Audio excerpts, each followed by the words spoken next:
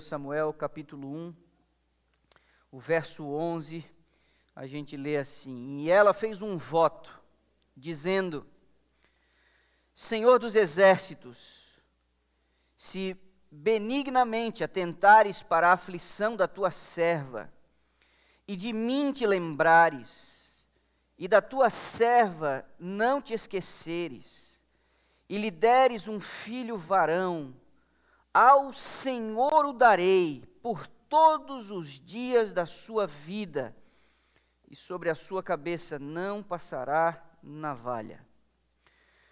Nós conhecemos essa história, uma história antiga, como já mencionei, explorada muitas e muitas vezes num contexto de uma mensagem, de um recado ligado à família. Nós estamos falando de uma mulher com um coração machucado que foi ao templo orar, numa rotina até triste.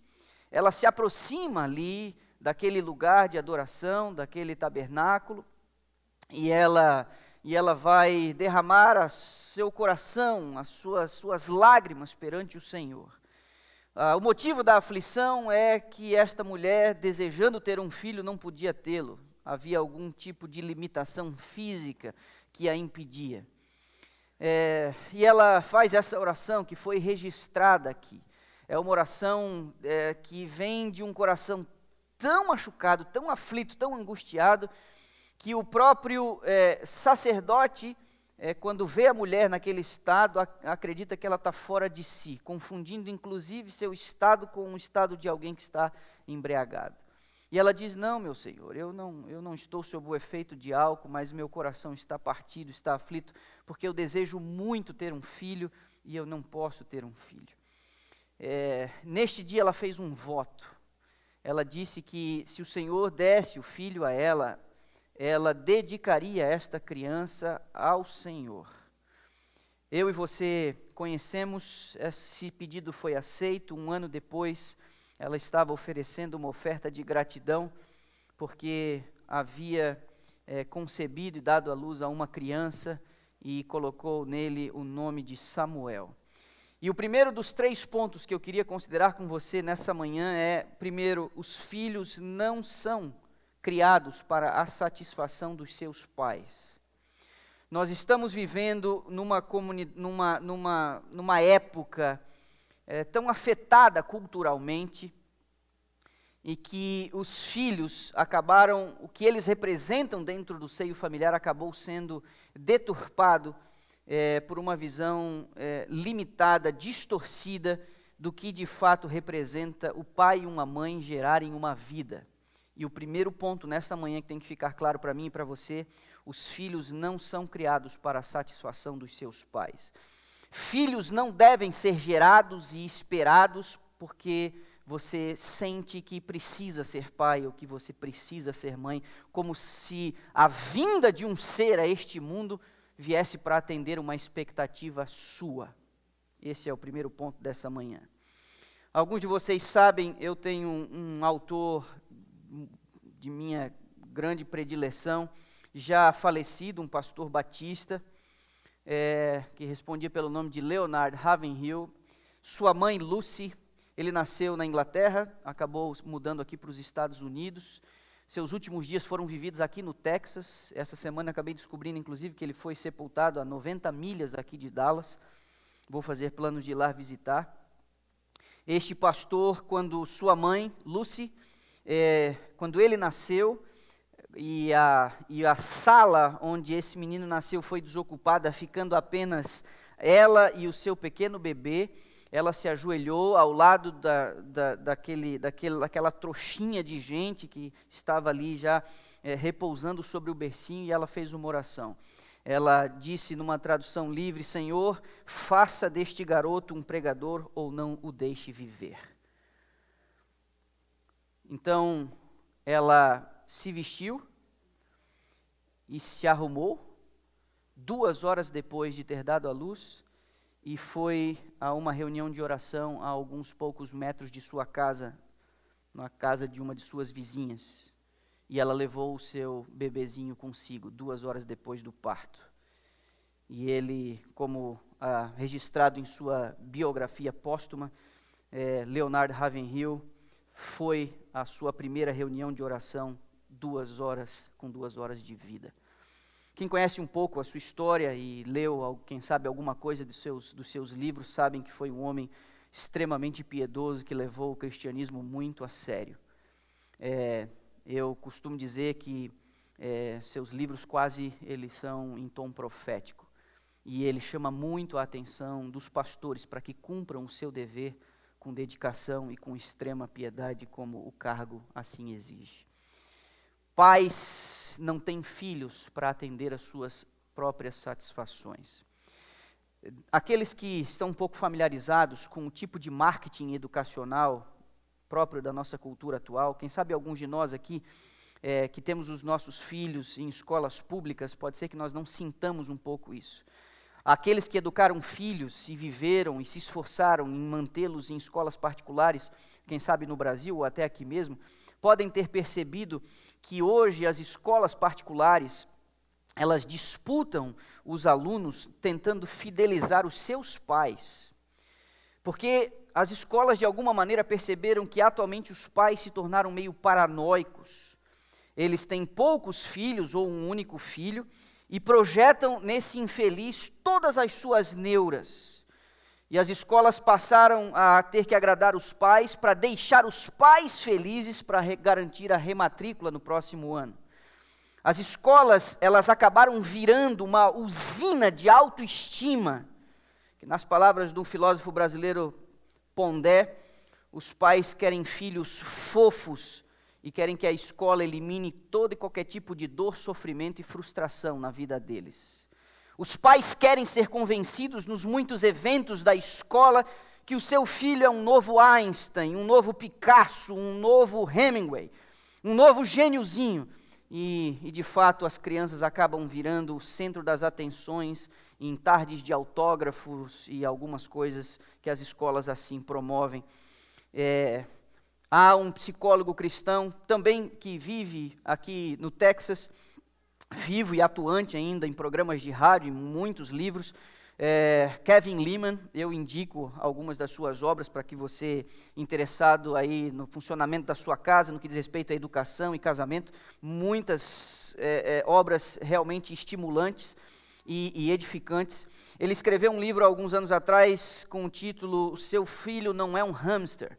E a tese do livro é que os pais querem realizar todos os seus sonhos e fantasias nos seus filhos, e que eles querem que ele se torne alguém realmente muito especial na sociedade, e atulham o calendário, o schedule da criança com uma série de atividades extracurriculares, fazendo com que a criança saia de uma coisa para outra. Sai da escola e tem o balé, e tem o futebol, e tem a natação, e tem o judô, e tem artes, e tem a dança, e uma série de coisas.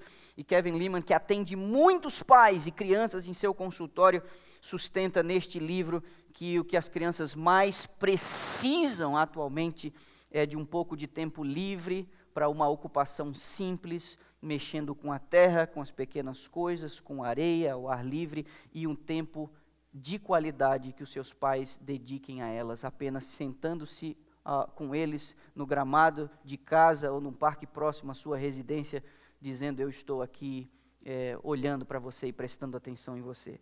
Uma coisa cada vez mais difícil, porque a gente não larga do celular e os filhos ficam tentando disputar a nossa atenção, dizendo: pai, estou falando com você, por favor, largue o celular.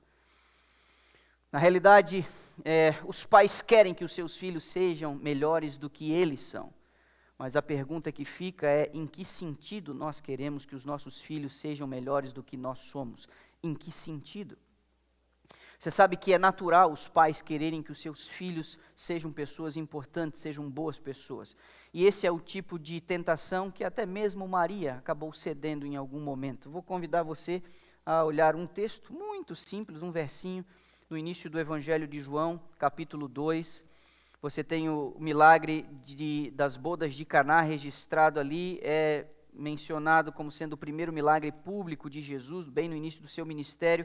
Ele não tinha nem selecionado os 12 discípulos ainda, e Jesus foi convidado para um casamento, você conhece bem a história, e neste casamento, no verso 3, olha o que nós vemos, tendo acabado o vinho, João capítulo 2, verso 3, tendo acabado o vinho, a mãe de Jesus lhe disse, eles não têm mais vinho. É interessante porque se tivesse quebrado a mesa onde estava sendo servida a comida, teria uma certa lógica Maria ter chamado Jesus. Ele era carpinteiro por profissão, conserta aquela mesa, conserta aquele barril, ou qualquer coisa que envolvesse madeira, um martelo, pregos e alguma coisa assim. Mas não, ela chama o filho para ajudar, porque tinha acabado o vinho. Você percebe como Maria percebia que Jesus poderia ajudar nessa questão, porque ela reconhecia a sua identidade como uma origem celestial. Mas o que está por trás do pedido desta mãe é que ela realmente gostaria que ele revelasse sua verdadeira identidade e se mostrasse ao mundo tal como ela sabia que ele era. Aqui você vê Maria tentando colocar Jesus na fita, é Maria tentando fazer com que Jesus tivesse um cargo na igreja, é Maria tentando colocar Jesus em certa evidência entre os seus conterrâneos. E comentando isto no livro Desejado de Todas as Nações, as palavras de Ellen White, ela diz, não fosse humana pelo seu orgulho natural materno, ela teria sido quase perfeita. Orgulho natural materno. Pois bem, todos nós que somos pais e mães, temos a tendência de querer colocar os nossos filhos na fita, e às vezes é porque nós queremos realizar os nossos sonhos nas nossas crianças. Primeira coisa da mensagem dessa manhã, por favor, não esqueça, os filhos não são criados para a satisfação dos seus pais. Há na atual sociedade um medo, um pavor por parte de muitos pais de não serem amados por seus filhos. Há algo no ar que afetou, que tem afetado nossa cultura e nossa sociedade atual, que coloca esse medo nos pais, o medo de não serem amados por seus filhos. E eles acabam se omitindo ou atuando indevidamente na educação dessas crianças, porque eles acham que os filhos precisam amá-los e eles querem ver esse tipo de manifestação. Devo ter mencionado para você em algum outro momento, não é? A discussão entre uma mãe e um filho, e diante de alguns pedidos negados no alto de sua adolescência, ele vira para a mãe e diz, mãe, se você continuar me tratando assim, você sabe de uma coisa, eu não vou te amar. Não é? Quando aquela senhora iletrada, com baixo nível de educação formal, vira para o seu filho de 17 anos e diz, eu não quero o seu amor. Ele se assustou, não é? Ficou chocado com aquilo, enquanto tentava se recuperar daquela frase chocante da mãe, que entendia que precisava colocar limites naquele ser humano. Ela complementa dizendo, eu jamais terei o seu amor sem antes eu não ter o teu respeito. Pais, seus filhos precisam aprender a respeitar você, senão eles jamais terão condições de amá-los. E o respeito envolve limites, e estes limites você precisa dar estabelecendo valores muito claros, onde você vai reger os seus filhos e a condução da sua casa. Você não terá o amor a menos que antes você tenha o respeito. Não permita portas que se fecham. Não permita que sua casa absorva essa cultura doentia que nós temos aqui neste país, onde o quarto do filho é território dele e os pais não podem entrar sem autorização. Aconselho você, inclusive, a tirar a porta e deixar o vão ali, porque este território não pertence à sua criança, o seu filho, o seu adolescente. A casa é território do pai e é território da mãe. Ali tem lei e ali tem ordem. Eu vou convidar você a voltar ao primeiro livro de Samuel, só que agora não ao capítulo 1, mas ao capítulo 2. Porque nós vamos entrar no segundo ponto desta manhã. Os filhos não são criados para a satisfação dos seus pais. Os filhos também não são criados para a satisfação de si mesmos. Esse é o segundo ponto que a gente precisa considerar e compreender na manhã deste sábado. E nós temos aqui no livro de Samuel, já no início do livro, uma lição muito importante que nós devemos extrair da família pastoral, da família sacerdotal, da época daquele menino chamado Samuel. Primeiro livro de Samuel, capítulo 2, o verso é o 29, a gente lê assim: Porque pisais aos pés os meus sacrifícios, e as minhas ofertas de manjares que ordenei se me fizessem na minha morada. E tu, é Deus falando ao sacerdote Eli, porque honras a teus filhos mais do que a mim, para tu e eles vos engordardes das melhores de todas as ofertas do meu povo de Israel. Deus está puxando a orelha do pastor da igreja aqui, e está dizendo, você ama o seu filho mais do que a mim. Meu irmão, os nossos filhos não podem ser criados para a satisfação de si mesmos. Os nossos filhos não podem ser criados para a nossa própria satisfação. Nós precisamos compreender que nem mesmo os filhos que nós amamos podem ocupar o lugar de primazia, o lugar de destaque, o primeiro lugar nas nossas mais singelas, claras e perfeitas afeições. Deus em primeiro lugar. Deus em primeiro lugar. E quando Deus chama a atenção do pastor da igreja, dizendo, você ama os seus filhos mais do que a mim, fica aqui um grande alerta. Eu não sei quantos de vocês estão habituados, Marquinhos, já pode ficar no ponto aí, eu não sei quantos de vocês estão habituados com essa história, ou familiarizados com essa história dos filhos do pastor, que é Ofni e Finéias, mas alguns anos atrás, o Noah gravou para mim, numa conversa que eu tive com ele numa sexta-feira à noite, um resumo desta casa e da desordem desta casa. Então, para recapitular e refrescar a memória de alguns de vocês, eu vou pedir para que a gente assista isso aqui, vai ajudar a gente a compreender um pouquinho qual era o problema na casa do pastor.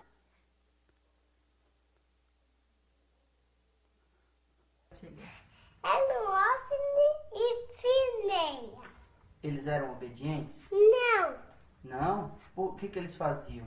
porque eles são obedientes. Eles só queriam fazer a vontade deles? Uhum. E quando o papai deles dizia para eles fazer uma coisa, o que eles diziam? Eles diziam, não queremos, não queremos, não, depois. E na igreja, como é que eles faziam? Eles brincavam na aula da lição, brincavam na aula da lição. E não pode? Não, Por quê? Tem que ser o que na igreja? vigilante. Reverentes, ok. E o Samuel?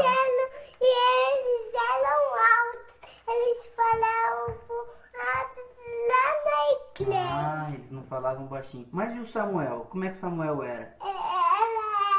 Ele era bem baixinho. E o Samuel era obediente? E Deus fez o que naquela noite? Ele disse, Samuel, E o que Samuel respondeu? eu não sei não. O Samuel não falou assim, fala. Fala assim o que os teus salvos ouvem. Então Samuel era muito obediente. Ele era bondoso também? E o que Deus disse para ele? Não sei não. Você Cansou. Refrescando a sua memória, Ofni e Finéias eram dois fanfarrões que agiam de maneira irreverente e corromperam o sacerdócio, o funcionamento das coisas sagradas, onde se fundamentavam toda a esperança do povo. Tudo girava em torno do que acontecia no tabernáculo, e Deus acaba tendo a sua imagem depreciada pelo mau comportamento da família pastoral. E o status, a posição que eles ocupavam de responsabilidade apenas tornou o pecado ainda mais grave, a ponto de Deus, através de uma criança, negar-se a falar com o sacerdote e mandar recado por uma criancinha numa noite daquela. Samuel já com a vida dedicada. Eu queria dizer a você que, te dar outras boas notícias, mas me parece que nós temos mais exemplos negativos do que positivos. Ainda aí no primeiro livro de Samuel, eu vou pedir para você dar um salto até o capítulo 8. Isso aqui pode chocar alguns de nós. Mas Samuel se torna um homem adulto, profeta em Israel e juiz em Israel. E Samuel também constitui família. Mas observe comigo versos 3 a 5. Porém, eu vou partir do verso 1. tendo Samuel envelhecido, capítulo 8, constituiu seus filhos por juízes sobre Israel. O primogênito chamava-se Joel e o segundo Abias. E foram juízes em Berseba. Porém seus filhos, verso 3, não andaram pelos caminhos dele, antes se inclinaram à avareza e aceitaram subornos e perverteram o direito. Então os anciãos de todo Israel se congregaram e vieram a Samuel a Ramá. E lhe disseram, vê, já estás velho e teus filhos não andam pelos teus caminhos. Constitui-nos, pois, agora um rei sobre nós, para que nos governe como o tem todas as nações. Eu tenho a tristeza de informar você que Samuel não foi muito eficiente também como pai. A diferença entre Samuel e Eli é que fica evidente no texto bíblico a reprovação de Deus em relação à condescendência de Eli na educação dos seus filhos. Nós não vemos tal repreensão a Samuel no texto bíblico, mas a má conduta dos filhos de Samuel abriu caminho ao povo fazer o pedido, um pedido que foi realmente muito triste, quando o povo pediu, nós queremos um rei como as outras nações.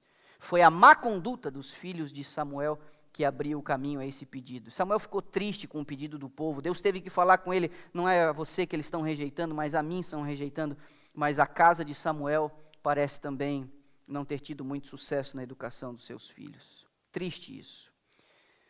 Quando nós falamos com os pais, nas visitas pastorais, nos meus contatos com as pessoas, eu costumo conversar com aqueles que têm filhos, que estão ainda na fase em que os pais exercem influência sobre eles, e é consensual, nós, ao conversarmos com os pais, eles dizerem, sim, de fato, nós queremos ter toda a nossa família no céu.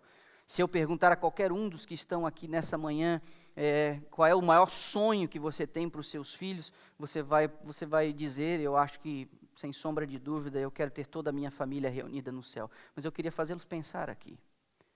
Porque ainda que esse seja um discurso pronto, bonito da nossa parte, o meu dever nesta manhã é fazê-los pensar se esta ideia de a gente querer ter os nossos filhos no céu bate com o tipo de rotina e vida que a gente está implementando na nossa casa.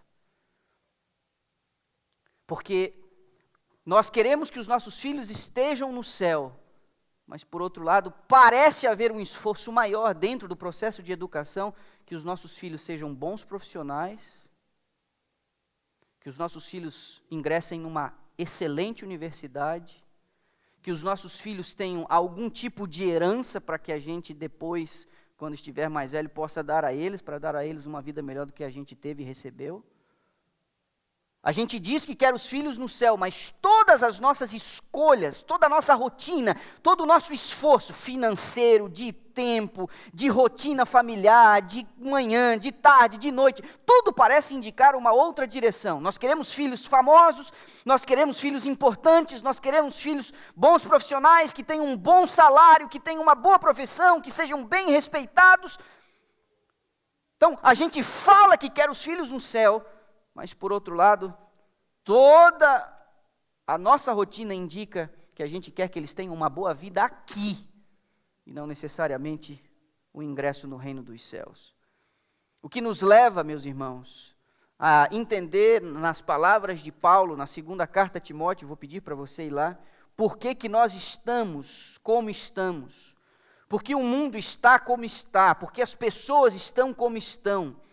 Eu não sei você, mas me assusta cada vez mais o tipo de gente que a gente anda produzindo como sociedade, mesmo entre os cristãos, mesmo entre os que frequentam a igreja nos finais de semana. 2 Timóteo capítulo 3, texto muito conhecido, vou fazer 2 destaques aqui. 2 Timóteo capítulo 3, a partir do verso 1 até o 4, sabe, porém, isto, nos últimos dias sobrevirão tempos difíceis, pois os homens, olha a lista, serão egoístas, avarentos, jactanciosos, arrogantes, blasfemadores, desobedientes aos pais, destaco aqui, ingratos, irreverentes, desafeiçoados, implacáveis, caluniadores, sem domínio de si, cruéis, inimigos do bem, traidores, atrevidos, infatuados, mais amigos dos prazeres que amigos de Deus. Que lista horrorosa! Mas isso parece um diagnóstico de nossa sociedade atual. Outras versões traduzem o que para muitos está como desafeiçoado, como sem amor pela família. E nós estamos percebendo que, por maiores que sejam os esforços dos pais em querer o amor e a afeição dos seus filhos, eles parecem estar cada vez mais desconectados da família. Eles parecem desejar, ansiar cada vez mais cedo deixar a casa para viver do jeito que eles querem viver.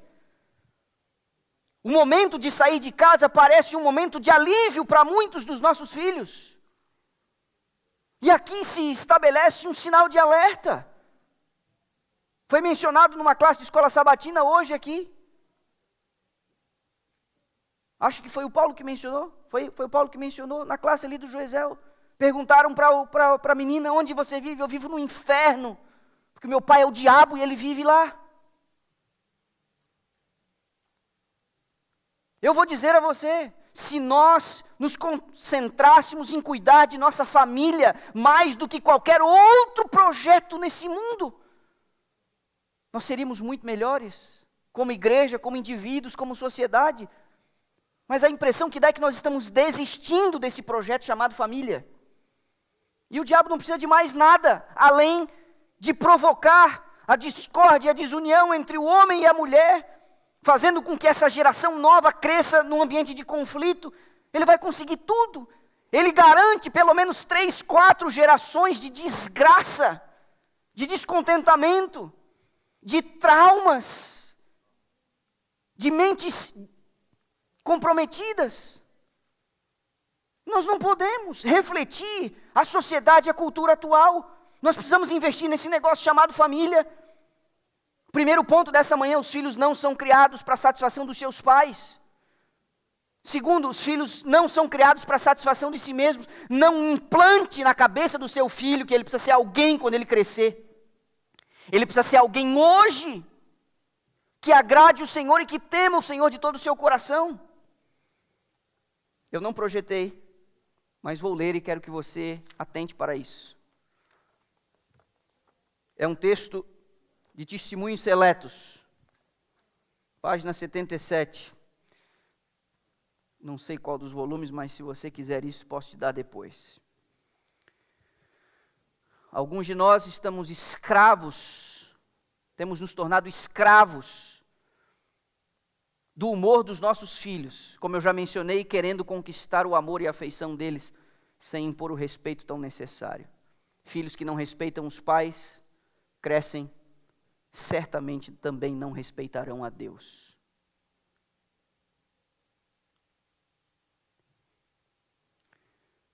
A criança não cresce, ela não nasce com a consciência do divino, do transcendente. Até a criança perceber que existe um transcendente, uma figura que nós chamamos na cultura cristã de Deus, os pais estão na posição de Deus para os seus filhos até eles adquirirem a consciência de que existe um Deus a quem eles devem temer e honrar. Se você se deixa desrespeitar, você está criando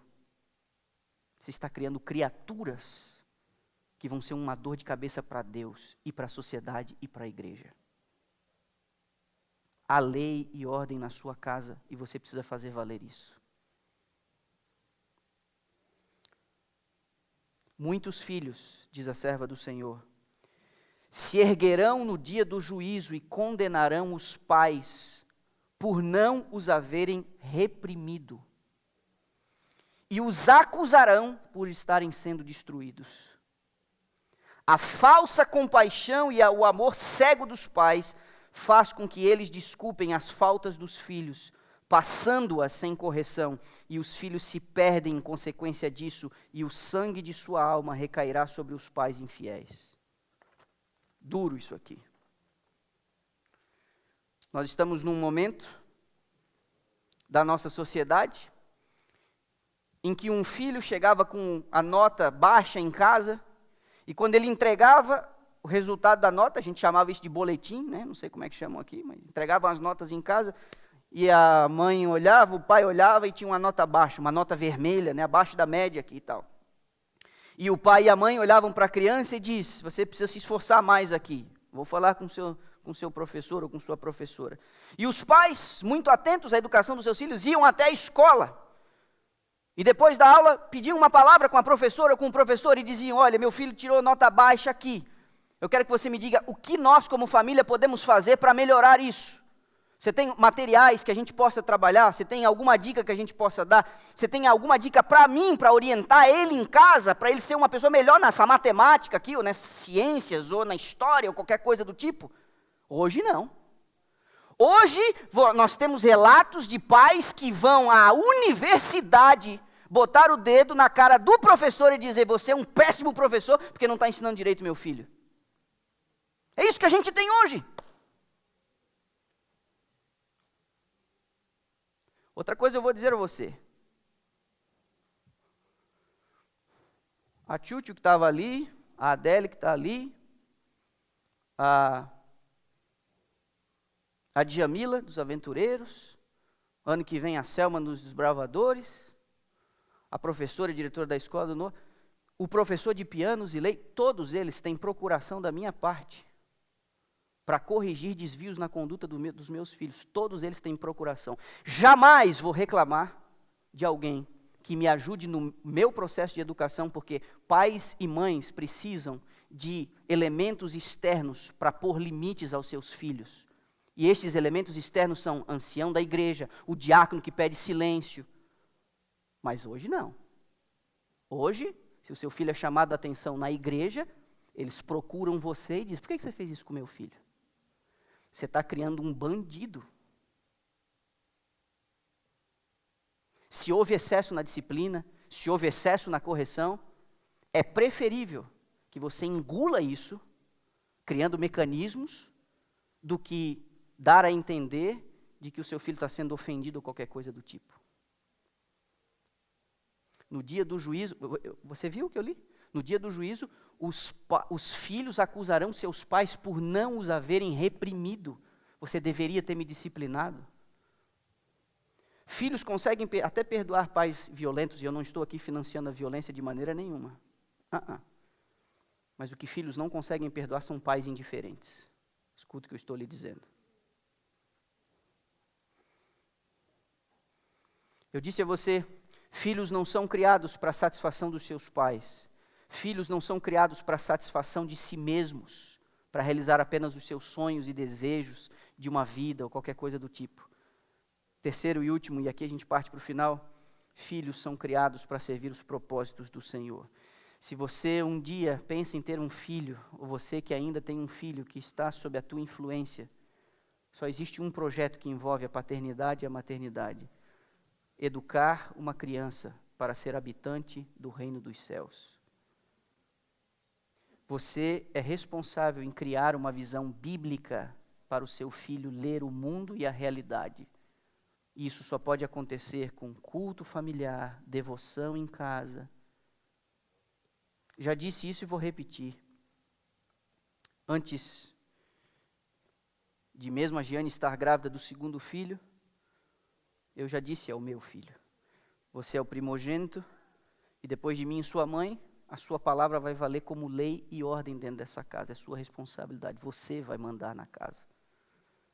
Só que você só pode exercer sua autoridade, a sua liderança sobre os teus irmãos, se você estiver sob a minha autoridade e a minha liderança.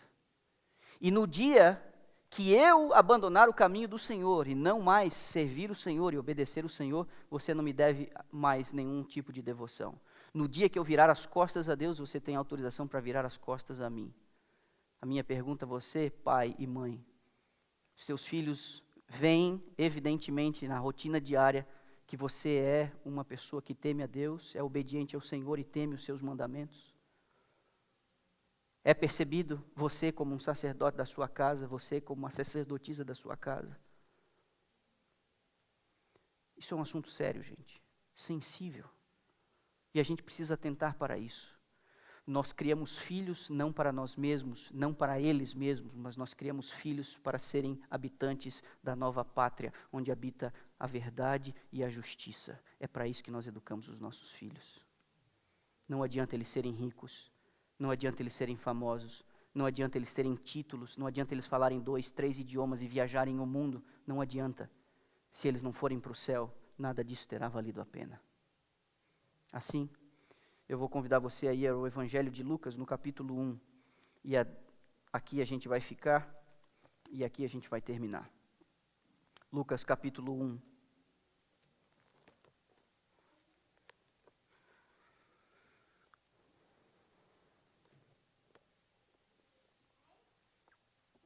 Lucas, capítulo 1.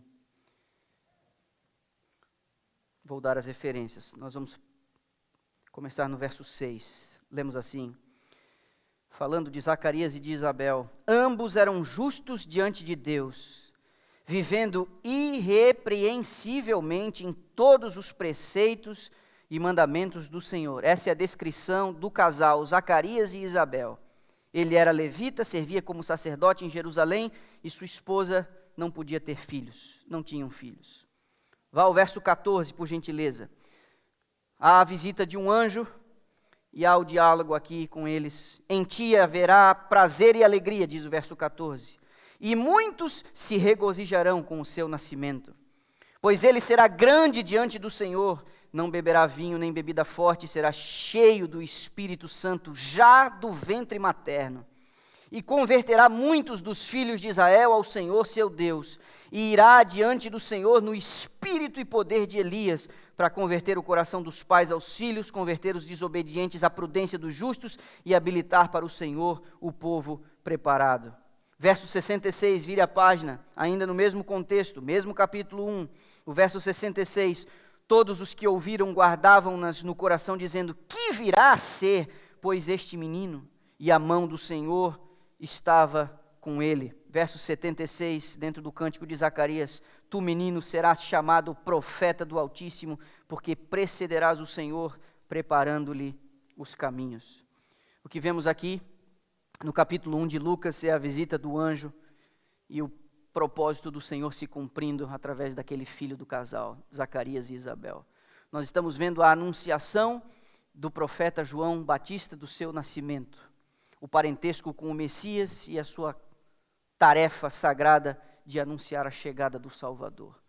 O que nós vemos aqui não é apenas um caso isolado do que Deus quis fazer no passado remoto. O que nós vemos aqui é algo que o Senhor quer fazer para essa geração de filhos que nós estamos tendo agora. Essa geração que precede a volta do Senhor, que é chamada de a igreja remanescente do Senhor, vai cumprir parte da tarefa que figuradamente foi vista no próprio João Batista, anunciando a chegada do Messias. Nós precisamos criar e educar filhos para anunciar a chegada do Messias. Volto a dizer, nós não estamos educando filhos para eles serem ricos, nós não estamos educando filhos para eles serem famosos, nós não estamos educando filhos para eles serem bem-sucedidos. Este indivíduo aqui, através das palavras do anjo, foi grande aos olhos do Senhor, mas teve uma vida de pouco mais de 30 anos, morreu como um desgraçado, sendo decapitado por um rei déspota. Alguém que cumpriu o seu papel e cumpriu o seu dever, teve a sua vida encurtada, teve a sua vida simples, mas aos olhos de Deus foi grande aos olhos do Senhor. A minha pergunta, você quer um filho grande aos olhos de quem? Você quer um filho grande aos olhos de quem? Aos olhos deste mundo, aos olhos desta sociedade, aos olhos destes valores estragados? É um filho grande aos olhos do mundo que você quer ter? Ou é um filho grande aos olhos do Senhor que você gostaria de educar? Às vezes a gente fica vendo, né? Os pais vibrando, porque o filho se tornou capitão do time. Legal?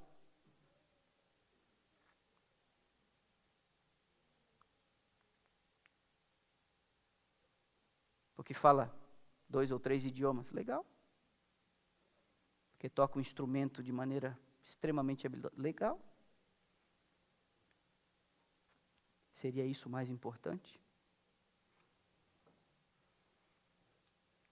Os nossos filhos conseguem dizer o nome dos quarterbacks da liga inteira nacional de futebol americano?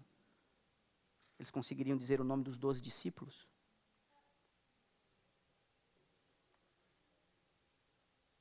Legal eles saberem de cor a tabela periódica e saber os nomes da química e tirar uma boa nota na prova. Legal. Mas eles saberiam achar o texto de Abacuque, capítulo 2? É meu dever e meu papel dizer a você, por favor, entenda que o projeto mais importante da sua vida é levar a sua família para o reino dos céus. Dedique tempo para educar os seus filhos. Dedique tempo para você servir de exemplo a eles. E entenda, nós não estamos financiando vidas medíocres aqui. Deus precisa de José, Deus precisa de Daniel, Deus precisa de gente na corte, Deus precisa de empresários bem-sucedidos, Deus precisa de engenheiros bem-sucedidos, Deus precisa de médicos, dentistas, Deus precisa de gente em tudo quanto é lugar, infiltrado em tudo quanto é coisa, porque Deus quer falar para as pessoas que fazem parte daquele nicho da sociedade, mas isso não é o mais importante. Seu filho pode pagar as contas com qualquer profissão, mas o que ele é mesmo é um filho de Deus, missionário do reino dos céus. Grande aos olhos do Senhor. É para isso que a gente está educando as nossas crianças. Que Deus nos abençoe.